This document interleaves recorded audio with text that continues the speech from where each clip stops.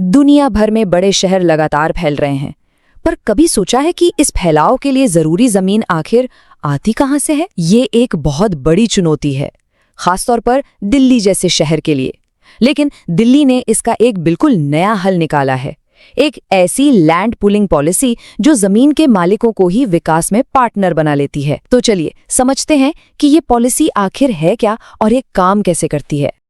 देखिए, सवाल तो ये बहुत सीधा सा है, लेकिन इसका जवाब उतना ही पेचीदा है। किसी भी बढ़ते शहर को घर, सड़कें, स्कूल, इन सब के लिए लगातार जमीन चाहिए। लेकिन जमीन को हासिल करने का जो पुराना तरीका था, वो अक्सर विवादों और देरी की वजह से अटक जाता था। तो इस नई पॉलिसी को समझने से पहले ये जानना बहुत जरूरी है कि आखिर वो कौन सी समस्या थी जिसे हल करने के लिए इसे बनाया गया। यहाँ देखिए, दोनों तरीकों में जमीन आसमान का फर्क है। 1961 का जो पुराना भूमि अधिग्रहण कानून था, वो बहुत धीमा और झगड़ों से भरा था। नतीजा, विकास सालों तक रुका रहता था। इसके बिल्कुल उलट ये जो नई लैंड पूलिंग पॉलिसी है, ये एक पार्टनरशिप मॉडल है। यहाँ जमीन मालिक और सरकार मिलकर काम करते हैं। तो अगर पुराना तरीका काम नहीं कर रहा था, तो इसका हल क्या निकला? यहीं से एंट्री होती है इस नए फॉर्मूले की, यानी लैंड पूलिंग की। और यहाँ सबसे जरूरी शब्द है साझेदारी। तो असल में ये लैंड पूलिंग है क्या?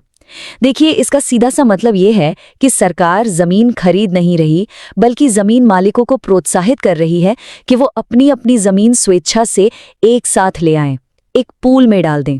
इससे होता यह है कि एक बड़े जमीनी टुकड़े का योजनाबद्ध तरीके से विकास किया जा सकता है। और यही इस पूरी पॉलिसी का दिल है। जमीन का मालिक अब सिर्फ अपनी जमीन बेचने वाला नहीं रहा, बल्कि वो विकास की पूरी प्रक्रिया में एक अहम भागीदार, एक पार्टनर बन गया है। मतलब वो एक बाहरी व्यक्ति से सीधे सीधे एक हितधारक बन जाता है। चलिए, आइडिया तो बहुत अच्छा है, लेकिन ये जमीन पर उतरता कैसे है? इसके नियम क्या है और इसमें कौन कौन शामिल होता है? आइए देखते हैं। इस पूरी प्रक्रिया में 3 मुख्य खिलाड़ी हैं। सबसे पहले खुद जमीन के मालिक, दूसरा उनके द्वारा बनाया गया एक कानूनी समूह जिसे कंसोर्शियम कहते हैं, और तीसरा है डीडीए। यहाँ डीडीए एक तरह से रेफरी या प्लानर का काम करता है, जो ये पक्का करता है कि सारा विकास शहर के मास्टर प्लान के हिसाब से ही हो। अब ये कंसोर्टियम शब्द बहुत जरूरी है। ये सिर्फ जमीन मालिकों का एक ग्रुप नहीं है, बल्कि एक रजिस्टर्ड कानूनी संस्था है। यही संस्था सारे जमीन मालिकों को एक आवाज देती है और उन्हें विकास की प्रक्रिया को मिलकर संभालने की ताकत देती है। 70%। ये आंकड़ा याद रखिएगा, क्योंकि इस पॉलिसी की सफलता की चाबी यही नंबर है। तो किसी भी इलाके या सेक्टर में इस प्रक्रिया को शुरू करने के लिए वहां के कम से कम 70% जमीन मालिकों को अपनी जमीन पूल करने के लिए राजी होना पड़ता है। ये 70% की शर्त ये सुनिश्चित करती है कि विकास टुकड़ों में न हो, बल्कि एक साथ योजनाबद्ध तरीके से हो। जैसे ही ये आंकड़ा पूरा होता है, जमीन मालिक मिलकर एक कंसोर्शियम बनाते हैं और फिर विकास का पूरा खाका तैयार करते हैं। अब आते हैं इस पॉलिसी के सबसे अहम हिस्से पर, 60-40 का बंटवारा। यही वो फॉर्मूला है जो तय करता है कि जमीन और बनने वाले भविष्य के शहर को कैसे बांटा जाएगा। तो एक बार जब जमीन पूल हो जाती है, तो उसका 60% हिस्सा जमीन मालिकों को विकास के लिए वापस कर दिया जाता है। इसी हिस्से पर वो घर, दुकानें या ऑफिस बना सकते हैं, और यही विकसित जमीन उनके लिए मुनाफे का जरिया बनती है। तो ये बिल्कुल साफ है, 60% जमीन वापस मालिकों के कंसोर्टियम को मिलती है, और फिर इस हिस्से पर होने वाले सारे डेवलपमेंट की जिम्मेदारी भी उन्हीं की होती है। लेकिन ऐसा नहीं है कि इस 60% जमीन पर कुछ भी बना सकते हैं। इसका इस्तेमाल भी नियमों के हिसाब से ही होता है। इसका सबसे बड़ा हिस्सा यानी 53% रिहाइश के लिए है, 5% कमर्शियल इस्तेमाल के लिए और 2% स्थानीय सार्वजनिक सुविधाओं के लिए रखा गया है। और बाकी बचे 40% का क्या? वो हिस्सा जाता है डीडीए के पास, ताकि वो उस पूरे इलाके के लिए बड़े स्तर का इंफ्रास्ट्रक्चर यानी बुनियादी ढांचा बना सके। और डीडीए अपने इस 40% हिस्से से शहर की रीढ़ की हड्डी बनाता है, जैसे चौड़ी सड़कें, पानी और बिजली की लाइनें, बड़े बड़े पार्क और दूसरी सार्वजनिक सुविधाएं।